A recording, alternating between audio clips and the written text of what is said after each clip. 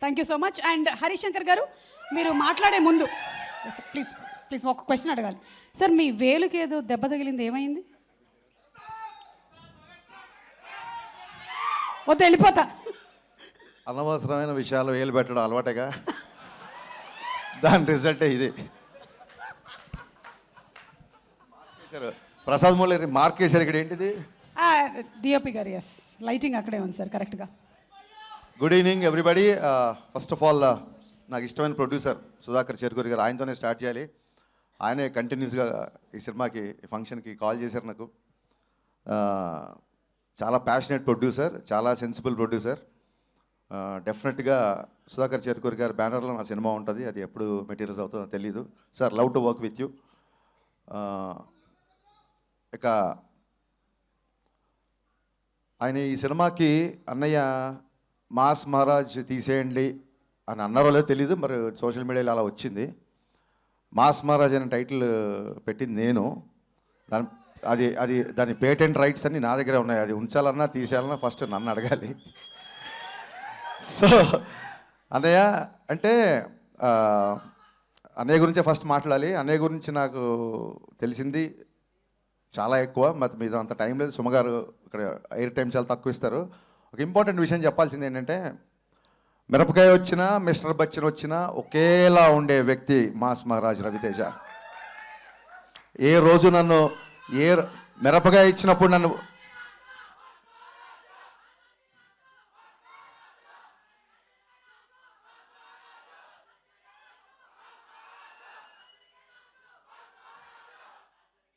అది లెక్క.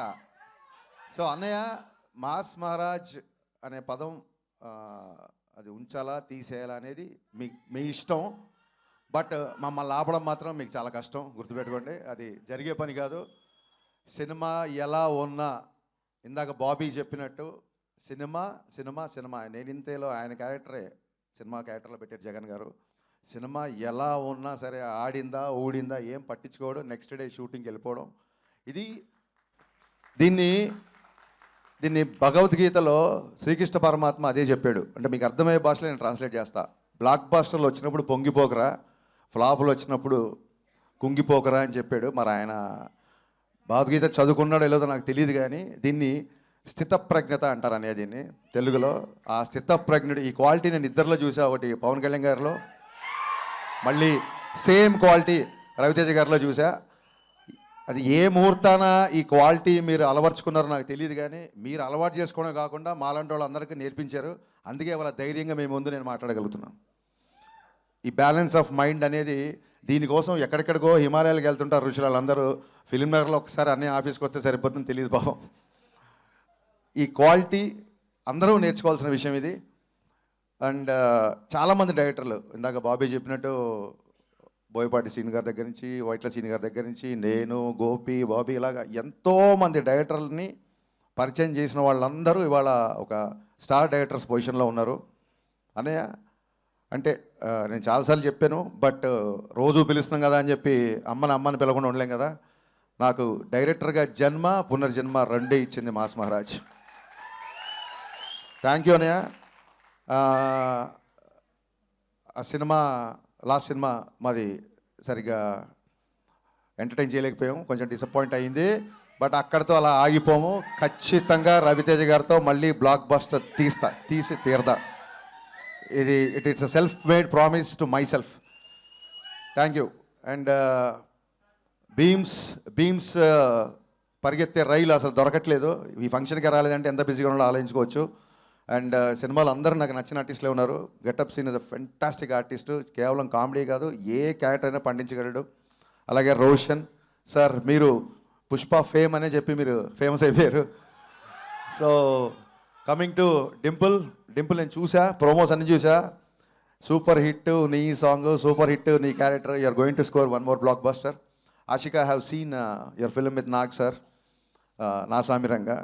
చాలా మంచి పర్ఫార్మర్. అండ్ మీ ప్రోమోలో కూడా చూశాను, చాలా బాగా చేశారు. సినిమాలో ఉన్న వాళ్ళందరూ, మ్యామ్ మీరు కూడా, ఎవ్రీ వన్ అంటే ప్రోమో చూడగానే ఇది బ్లాక్ బస్టర్ అని చెప్పి ఫిల్మర్ సర్కిల్లో టాక్ స్ప్రెడ్ అయింది. బాబీ, నీకు చెప్పిన వ్యక్తి నాకు కూడా చెప్పాడు. ఈ సినిమా బ్లాక్ బాస్టర్. ఆ వ్యక్తి కూడా మా ఇద్దరు సోర్స్ ఒకటే. ఆ వ్యక్తి నిన్న ఈ సినిమా చూసేప్పుడు జనరల్గా తను అలా చెప్పే వ్యక్తి కాదు.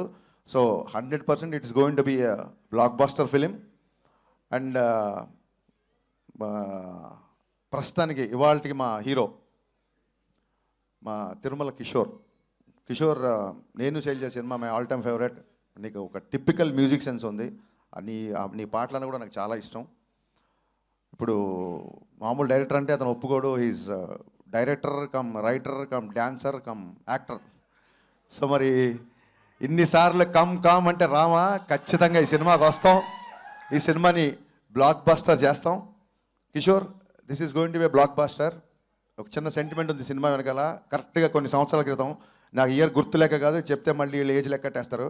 సో కొన్ని సంవత్సరాల క్రితం జనవరి 13న మిరపకాయ రిలీజ్ అయ్యి బ్లాక్ బాస్టర్ అయింది. మళ్ళీ జనవరి 13 సేమ్ కెమెరామెన్.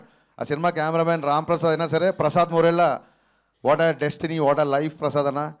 జనవరి 13th రవితేజ గారు బ్లాక్ బాస్టర్ మిరపకాయ ఇచ్చావు. మళ్ళీ జనవరి 13th రవితేజ గారి సినిమా నువ్వు చేసావు. సో ఈ సెంటిమెంట్లు అన్నీ వర్కౌట్ అవుతున్నాయి.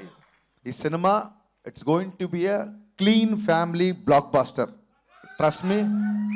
యా, సంక్రాంతి కొడుతున్నాం, చాలా గట్టిగా కొడుతున్నాం. Thank you. సంక్రాంతి ట్రాఫిక్ అవనియండి తమ్ముడు, మనకు చాలా టైం ఉంది ఇంకా. Ready. Thank you so much Harishankar garu, and thank you so much Bobby garu. Requesting you all to please be